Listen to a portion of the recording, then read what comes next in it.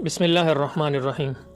جب بھی ہم کسی بھی زبان میں گفتگو کرتے ہیں تو یہ بات لازم ہوتی ہے کہ ہم اس زبان کے ہر لفظ کو ٹھیک طرح سے ادا کریں، ٹھیک طرح سے پروناؤنس کریں، کیونکہ ہر زبان کا لطف و مزہ اس کی صحیح ادائیگی میں ہے۔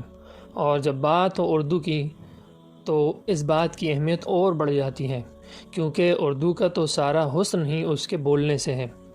کسی نے کیا خوب ہی کہا تھا، سلیقے سے ہواؤں میں خوشبو گھول سکتے ہیں، سلیقے سے ہواؤں میں خوشبو گھول سکتے ہیں، ابھی کچھ لوگ ہیں جو اردو بول سکتے ہیں۔ بہت سارے الفاظ ایسے ہیں جنہیں ہم روز مرہ کی بول چال میں استعمال کرتے ہیں پر ان کو غلط پروناؤنس کرتے ہیں۔ ان الفاظ میں سب سے پہلا لفظ ہے اخلاق، جسے ہم اخلاق پڑھتے ہیں۔ آپ نے کئی بار سنا ہوگا کہ لوگ کہتے ہیں کہ فلاں شخص کے بہت اچھے اخلاق ہیں یا فلاں شخص بہت اچھے اخلاق کا مالک ہے، حالانکہ اس طرح کہنا غلط ہے۔ صحیح تلفظ ہے اخلاق۔ ہمیں یوں کہنا چاہیے کہ فلاں شخص کے اخلاق بہت اچھے ہیں۔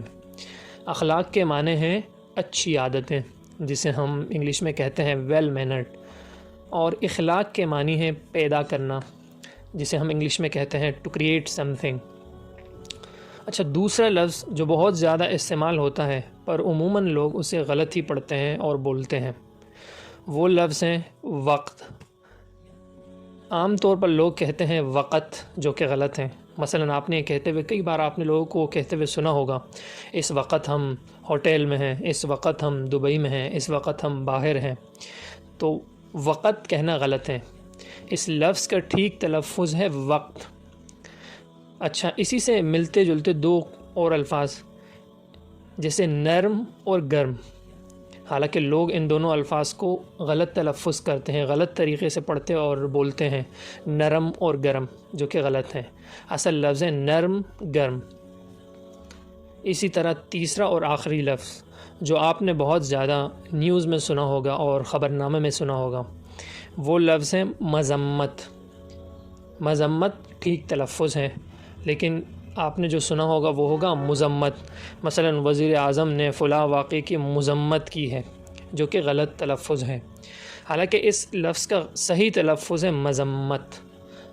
مذمت۔ تو آپ کو آج کی ویڈیو میں 3 الفاظ میں نے بتائے ہیں۔ پہلا لفظ ہے اخلاق، دوسرا لفظ ہے وقت، تیسرا لفظ ہے مذمت۔ اسی پہ ہی اپنی ویڈیو کا اختتام کرتے ہیں، اور آپ کے سننے اور دیکھنے کا بہت شکریہ۔ انشاءاللہ اگلی ویڈیو میں پھر ملتے ہیں۔